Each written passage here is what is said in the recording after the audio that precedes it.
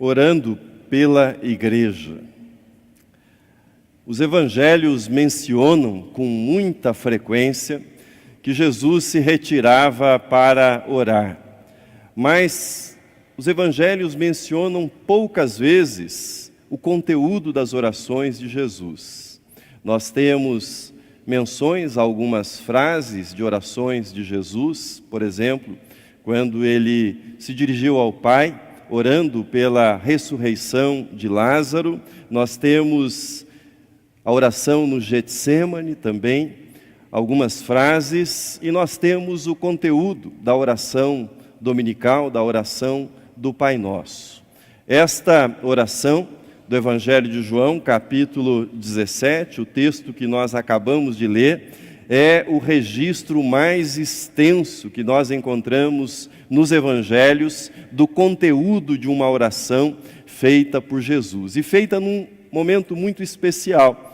Era a última reunião de Jesus com o grupo dos apóstolos, o último momento para dirigir-lhes algum ensino. Depois, se seguirmos no capítulo 18 do Evangelho de João, Jesus vai para o Getsêmani. No Getsêmani ele é capturado pelos soldados e se segue então a sua prisão, a sua tortura, a sua crucificação e a sua morte. Portanto, nós temos nesta oração as últimas palavras dirigidas por Jesus ao grupo dos apóstolos. E o que é que nós temos nessa oração?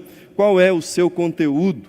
Jesus eleva os seus olhos para o Pai, ele apresenta uma espécie de relatório do seu trabalho, da sua missão, da obra que ele havia realizado, segundo a vontade do Pai. Ele diz que glorificou o Pai, e ele pede para que o Pai o glorifique, e para que o Pai o faça com a glória que ele usufruía junto ao Pai antes da fundação do mundo. O texto está na projeção, versículos 4 e 5. Diz Jesus: eu te glorifiquei na terra, consumando a obra que me confiaste para fazer. E agora, glorifica-me, ó Pai, contigo mesmo, com a glória que eu tive junto de ti, antes que houvesse mundo. A obra de Cristo, ou seja, a obra da qual nasce a igreja cristã, a igreja de Jesus Cristo, não é um plano improvisado. Não é o plano B. Não é um plano que foi improvisado porque os judeus rejeitaram o Messias, Jesus. Não é um plano porque os romanos o crucificaram. Não, é o plano eterno de Deus. A igreja está no plano eterno de Deus, um plano que existia antes da fundação do próprio mundo. A cruz é o plano perfeito de Deus para mostrar o seu amor à humanidade. A igreja é o projeto de Deus para congregar aqueles que conheceram, que foram alcançados pelo amor de Deus e que tributam louvor a Deus, que glorificam a Deus, reconhecendo a obra que este amor tem realizado nas suas vidas. Portanto, aqueles que foram conquistados pelo amor de Deus revelado na cruz, são congregados por este amor, neste rebanho que nós chamamos de igreja, igreja de Jesus Cristo. É verdade que a igreja, enquanto instituição, tem sido objeto de zombaria. É verdade que a igreja, enquanto instituição e por conta dos seus muitos erros ao longo da história, tem sido objeto de duras críticas. Isto é verdade. É verdade que a igreja não é perfeita, que ela nunca será perfeita nesta terra. Mas a igreja foi objeto, foi tema da oração de Jesus no texto que nós lemos. A igreja é o único plano que Deus tem para congregar, para reunir, para edificar, para equipar, para preparar o seu povo nesta terra. Por isso, além de ser chamado para ser parte da igreja, para adorar a Deus num culto público, como nós fazemos nesta manhã, um culto organizado pela igreja e oferecido para a glória de Deus, você foi chamado para amar a sua igreja. Você foi chamado para orar pela sua igreja, no espírito da oração e com as preocupações que norteavam a oração de Jesus. Talvez você se pergunte, mas como eu devo orar pela igreja? Como eu posso orar pela igreja? Qual deve ser o conteúdo dos meus pedidos em favor da igreja? O que é que a igreja precisa para que cumpra a sua missão de modo eficaz no mundo no qual nós vivemos? A oração de Jesus, chamada de oração sacerdotal, é o melhor modelo. Ela tem um roteiro para que nós possamos nos guiar nas nossas orações em favor da igreja. Vejamos então como é que nós podemos aprender a orar com Jesus em favor da nossa igreja.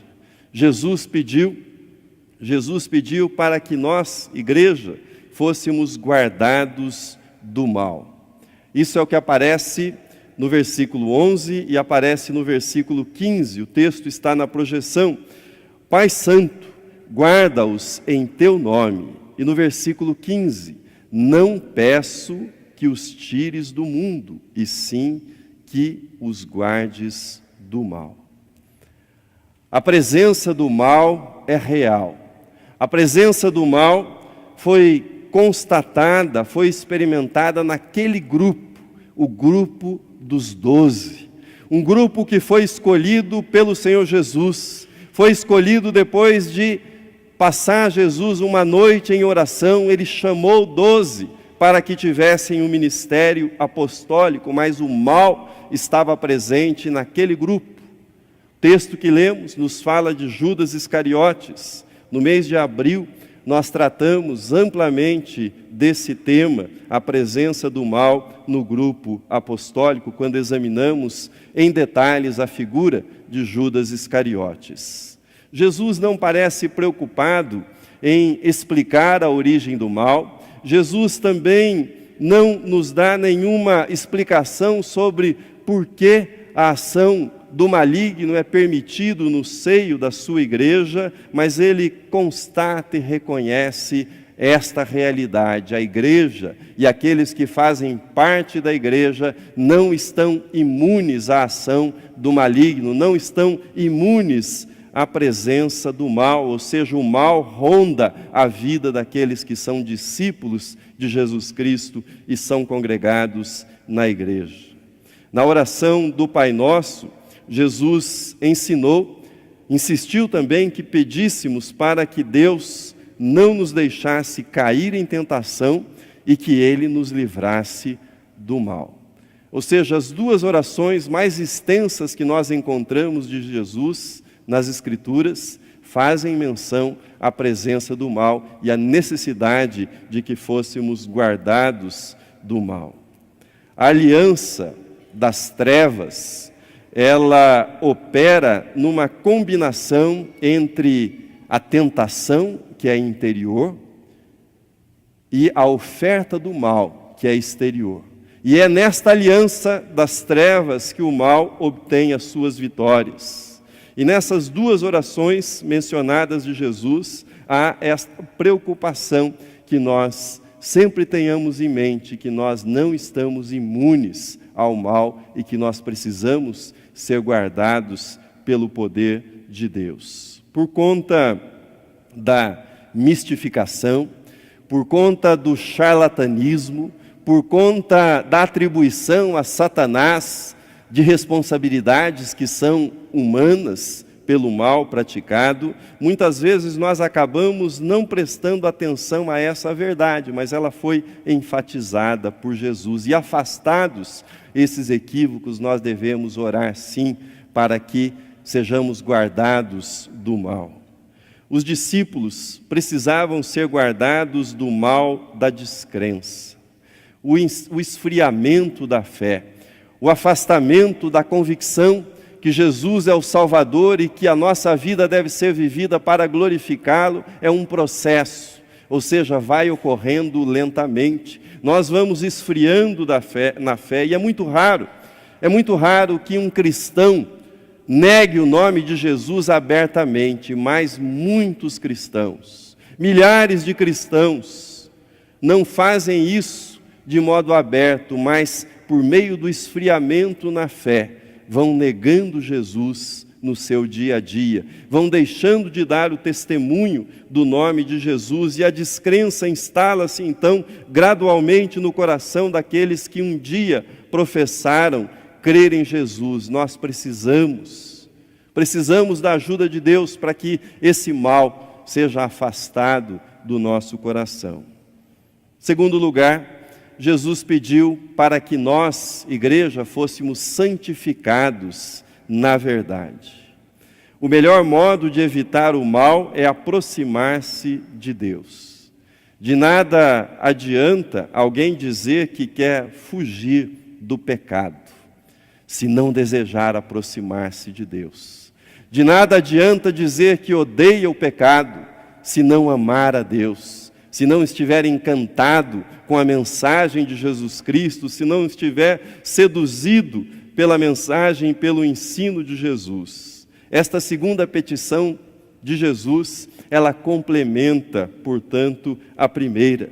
Ele orou para que a igreja fosse santificada na verdade, a verdade segundo a palavra de Deus, a verdade contida na palavra de Deus. Ser santo, no sentido bíblico, significa ser separado, ser colocado à parte, ser separado e colocado à parte para glorificar a Deus. Jesus enfatiza isso dizendo que os discípulos estão no mundo, mas não são do mundo, não pertencem ao mundo enquanto sistema de valores. Mas não é só isso. Para se entender o significado de santidade, nós precisamos acrescentar duas coisas. São as seguintes. Primeira, ser santo significa ser separado para uma tarefa especial, para uma missão especial. A tarefa especial que foi confiada ao grupo de discípulos, que são chamados de igreja, é a glorificação de Deus na pessoa do seu Filho, Jesus Cristo. Veja comigo o versículo de número 10 do texto que nós lemos. Ora, todas as minhas coisas são tuas, e as tuas coisas são minhas, e neles eu sou glorificado. Neles, os discípulos, a igreja, em nós que somos a igreja de Jesus Cristo, a nossa santificação, portanto, ela consiste em glorificar Jesus por meio da vida que nós vivemos. Essa é uma tarefa que foi confiada somente à igreja. Nenhuma instituição tem essa missão singular de glorificar a Deus por meio do estilo de vida que proclama.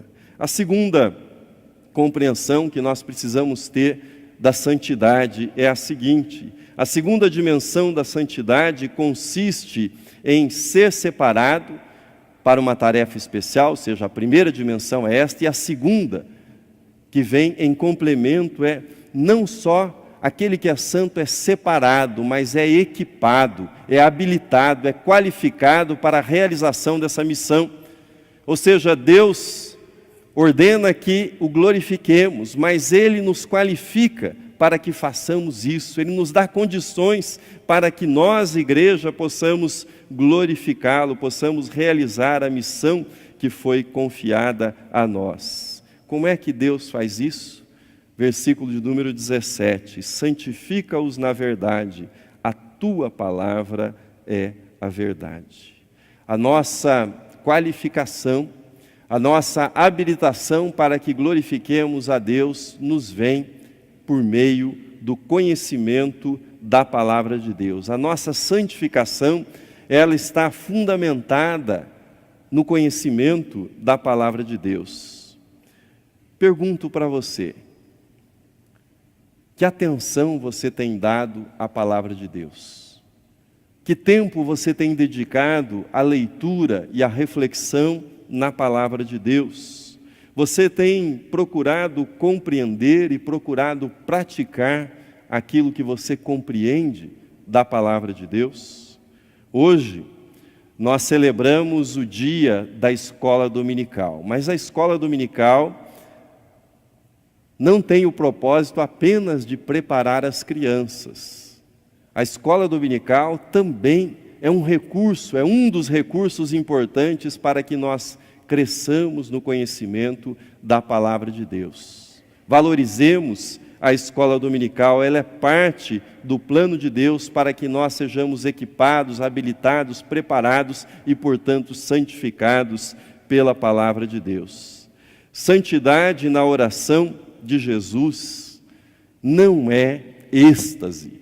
Santidade na oração feita por Jesus tampouco é um conjunto de regrinhas moralistas, ritualistas, faça isso, evite aquilo outro. Não é isso que Jesus tem em mente quando ele menciona a santidade. Santidade, na perspectiva de Jesus, é uma imersão, é um mergulho nas verdades que compõem a palavra de Deus, e a santidade é fazer com que eu permitir que estas verdades formem as nossas convicções, orientem as nossas ações. Santidade é o amor a Deus e o amor ao próximo, mas um amor a Deus e um amor ao próximo iluminados pela palavra de Deus, guiados pela palavra de Deus em todo o tempo.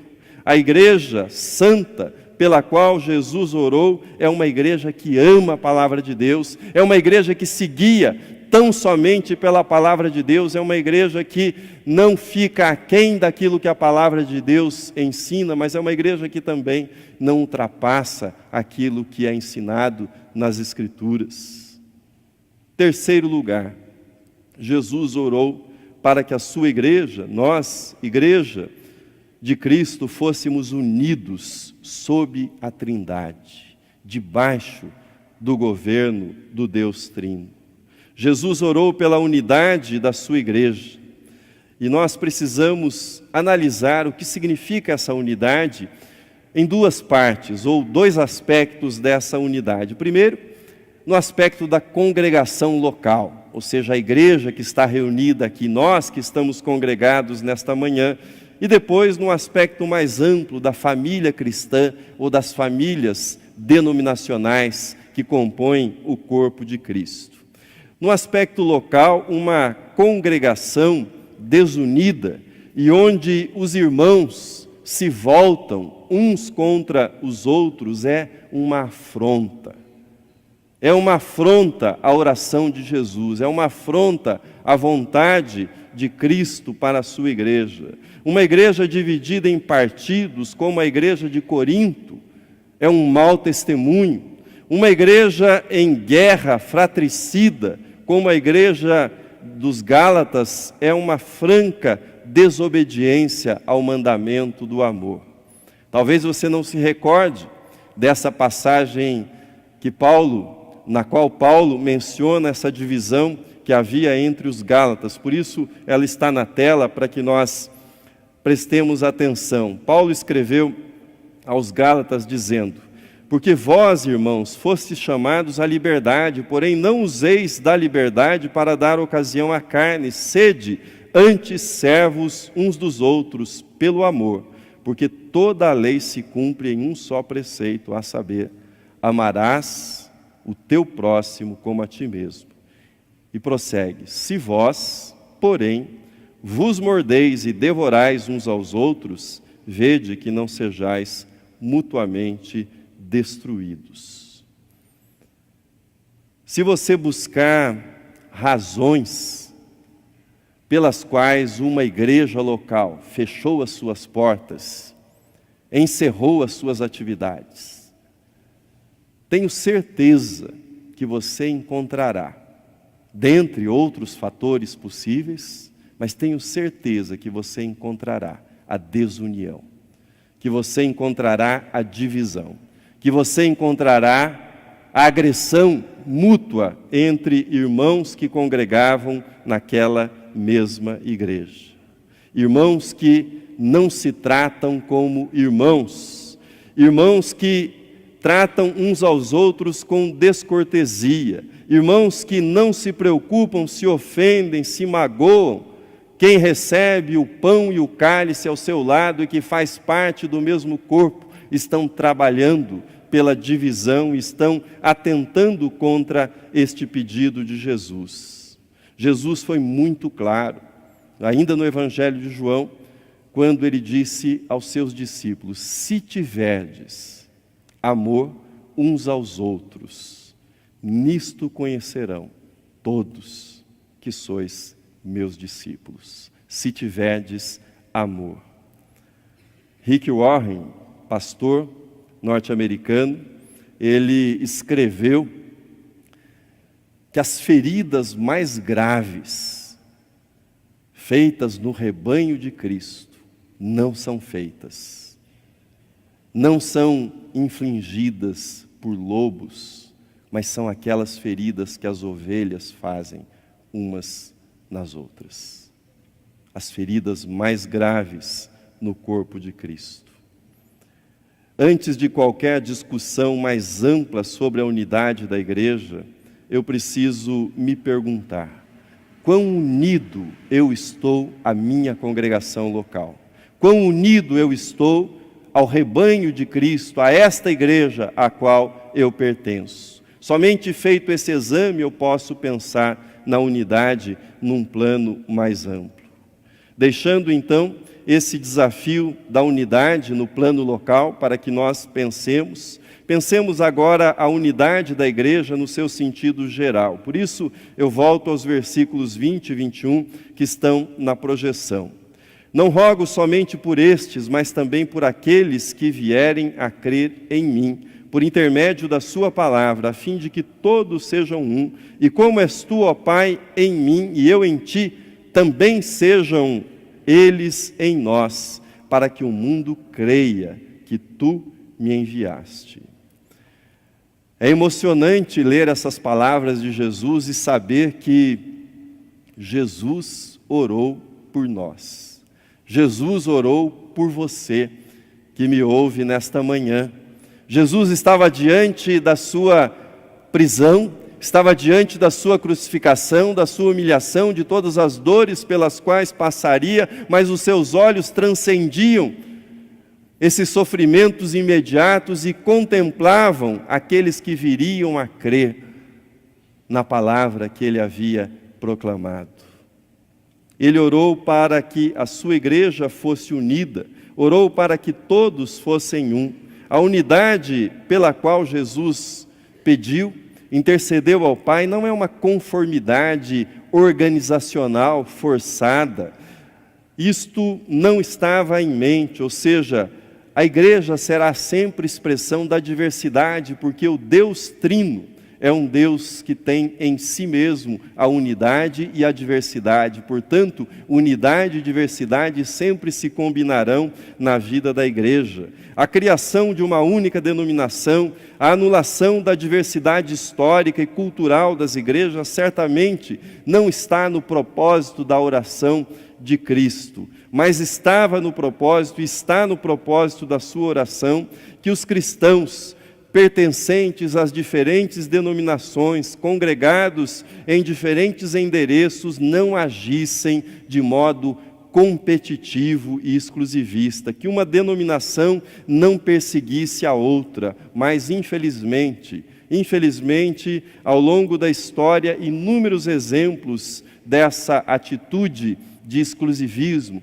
dessa atitude de perseguição de cristãos perseguindo uns aos outros são encontrados. Mas Jesus orou para que isso fosse afastado e que nós tivéssemos diante dos nossos olhos que nós formamos uma única igreja sob o domínio do Deus Trino.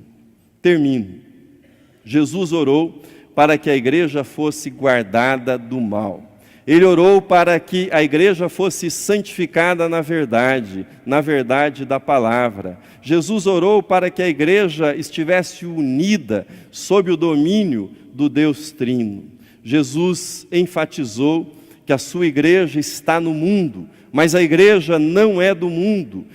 Ela não é do mundo, porém ela foi enviada ao mundo para cumprir a missão de proclamar a palavra de Deus. Somente uma igreja guardada do mal, santificada pela palavra e unida, terá êxito na realização da missão de glorificar a Deus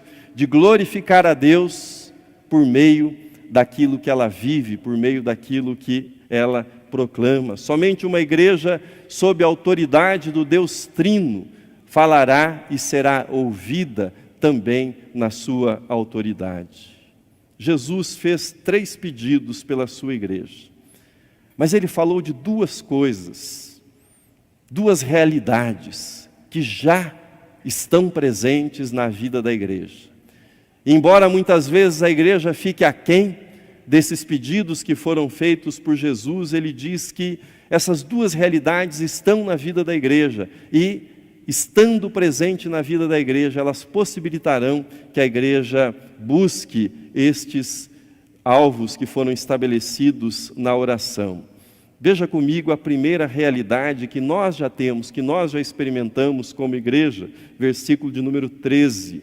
Agora vou para ti, mas digo estas coisas enquanto ainda estou no mundo, para que eles tenham plenitude da minha alegria. Jesus sabia que a igreja seria perseguida. Ele sabia que a igreja passaria por tribulações. Ele sabia que a vida não seria fácil para o seu rebanho, para o seu povo neste mundo. Mas ele prometeu a plenitude da alegria dele. O povo de Deus, a igreja, não é um povo cabisbaixo, entristecido, abatido, derrotado. Nós temos a alegria de Cristo, a alegria do conhecimento da pessoa de Jesus, da habitação do Espírito Santo. Portanto, nós celebramos os nossos cultos a Deus sempre com alegria, ainda que nós estejamos cercados de morte por todos os lados, nós celebramos o triunfo da vida na pessoa de Jesus de Nazaré, aquele que venceu a morte por meio da ressurreição. Esta é uma realidade que nós já experimentamos, a alegria de Jesus na nossa vida. A segunda realidade presente na vida daqueles que compõem a igreja, veja comigo o versículo 26, diz Jesus: eu lhes fiz conhecer o teu nome, e ainda o farei conhecer, a fim de que o amor com que me amaste esteja neles, e eu neles esteja. À luz desse texto que você tem na projeção, uma igreja é um grupo de pessoas nos quais o amor de Deus habita. Uma igreja é um grupo de pessoas que expressa a presença do amor de Jesus. Assim, quero convidá-lo a orar pela sua igreja, a orar por esta igreja, a nossa igreja, como Jesus orou. Orar para que nós sejamos guardados do mal. Orar para que nós sejamos santificados na verdade, a verdade que é a palavra de Deus. Que você possa orar para que haja unidade, a começar da unidade local, mas que essa unidade transcenda num espírito fraternal e alcance todas as igrejas irmãs. Que as nossas orações pela igreja, porém, sejam feitas sempre com alegria e sejam feitas com amor, o amor de Deus que habita em nós. Amém.